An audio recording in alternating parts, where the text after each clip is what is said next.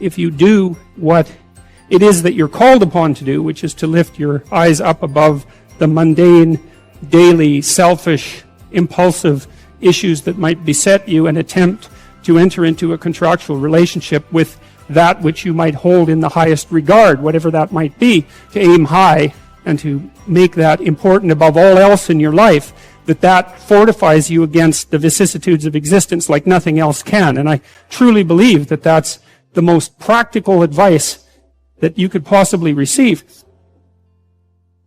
The way that you fortify your faith in life is to assume the best, something like that, and then to act courageously in relationship to that.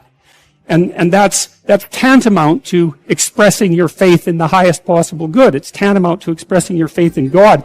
And it's not a matter of stating, well, I believe in the existence of a transcendent deity, because in some sense, who cares what you believe? I mean, you might and all that, but that's not the issue. That's not the issue. The issue, it seems to me, is how you act. The issue is not what you believe as if it's a set of facts, but how you conduct yourself in the world. The purpose of thinking is to let your thoughts die instead of you. It's a brilliant notion, and so the idea is something like,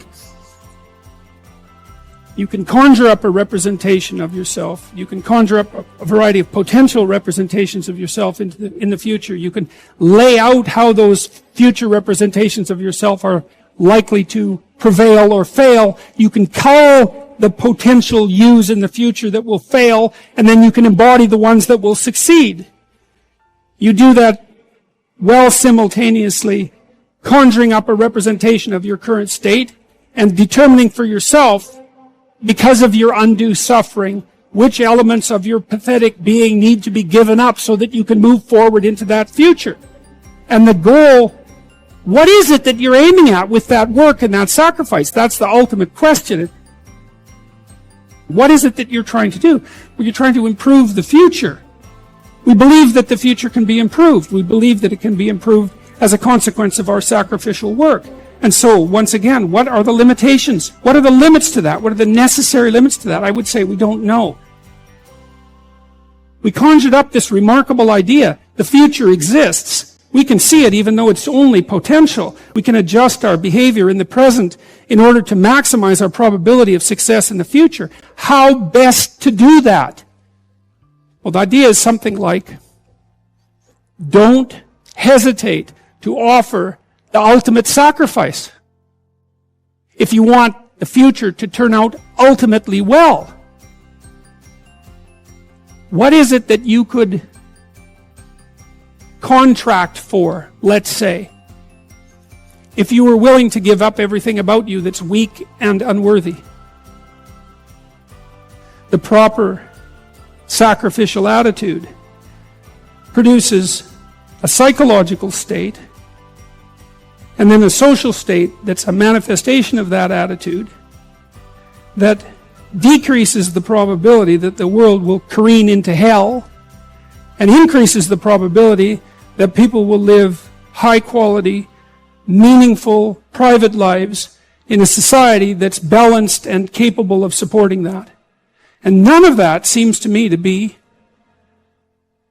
questionable, really. I also don't think it's anything that people don't actually know.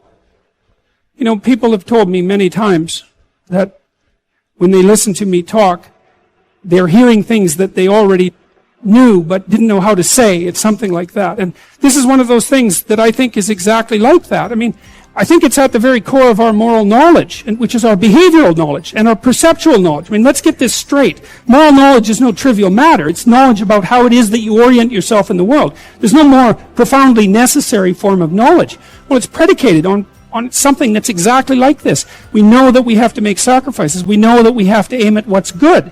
So then why isn't that we don't aim at what's best and make the sacrifices that are necessary in order to bring that into play? I think it seems to me that in some sense that's self-evident. The question is why we don't do it, but there's answers to that too. Life is hard, and it hurts people. It's rife with limitation, and some of it's arbitrary. And some of it's unjust, and some of it's worse, some of it's malevolent, which is even worse. It's not surprising that that combination of vicissitude can turn people against being. But I think even when that happens, and even when people have the kind of history that if they revealed to you, you would say, well, it's no wonder you turned out that way. The people who turn out that way still know that it's wrong. They still know that however deep their own suffering, however arbitrary their own suffering, however much that's caused by the malevolence of others, as well as the tragedy of existence, that does not in any way justify their turning away from the good. And I believe everyone knows that. I believe that they know it implicitly, even if they don't allow themselves to know it explicitly. And I believe that if they violate that idea, then they violate themselves, and that they end up in Cain's position, which is the position of the man who's been given a punishment that is too great to bear. Now, we're capable of making sacrifices in abstraction, right? To conceptualize a future that we want, to let go of the things that are stopping us from moving forward, and to free ourselves from the chains of our original preconceptions. Pursue pleasure. Follow your impulses. Live for the moment. Do what's expedient. A mountain is something you have to climb, and you have to climb to the pinnacle of a mountain, and the mountain is up, right? And the mountain stretches up to heaven, and it's a long journey to specify the right place on the highest pinnacle. And that's symbolic, because of course it's a pinnacle that you're always trying to reach, just like you're always trying to aim. You're always trying to climb upward. At least that's the theory. It depends to some degree, of course, on your definition of upward. You're supposed to, again, to act out the highest good of which you're capable. Now that'll transform your life to some degree into an archetypal adventure. There's no way around that, because as you attempt to climb a higher mountain, let's say, or to aim at a higher target or something like that, then the things around you will become increasingly dramatic and of import. That happens by necessity, obviously, because if you're aiming at something difficult and profound and you're really working at it, then your life is going to become perhaps increasingly difficult and profound. But that might be okay. That might be exactly what you need as an antidote to the implicit limitations that face you as a human being. The good father is precisely someone who is willing to sacrifice his child to the ultimate good. You have a moral obligation as a parent to encourage your child to go out into the world, right? And to be whoever they can be. To be the best they can possibly be. And in doing that, you're encouraging them to pursue the good. You're sacrificing them to the good. You're not keeping them for yourself selfishly. You're telling them that they can go out and live their life and live it properly. You don't want for your son what it is that you want for him. You want for your son what would be best for him and for the world. And you let go in precise proportion to your desire to have that happen. When you have an infant, you do everything for the infant, because the infant can do nothing for him or herself. But as the infant matures and is increasingly capable of doing things for him or herself, then you pull back, right? You pull back, and every time the child develops the ability to do something, you allow them or encourage them to do it, and you don't interfere. So if your child is struggling getting dressed, well, obviously there's some times that you help them, but mostly you let them learn so that they can know how to do it in the future. That's better for you, and it's certainly better for them. There's a rule if you're working with the elderly in an old age home, and the rule is something like, don't do anything for any of the guests, let's say, that they can do for themselves. Because you compromise their independence. And so, as a mother, you pull back, and you let your child hit him or herself against the world, and you fail to protect them.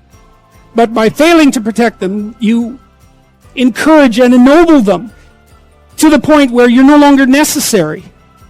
Now, they may still want to see you, and it would be wonderful if that was the case, but the point is that you're supposed to remove yourself from the equation by encouraging your child to be the best possible person that person can be. And you sacrifice your desires all of your desires to that, your personal desires, even your desires for your child in relationship to you. Because you want them to move forward into the world as a light, right? As a light on a hill. That's what you want, if you have any sense. And so you don't get to keep your children at home because you need them.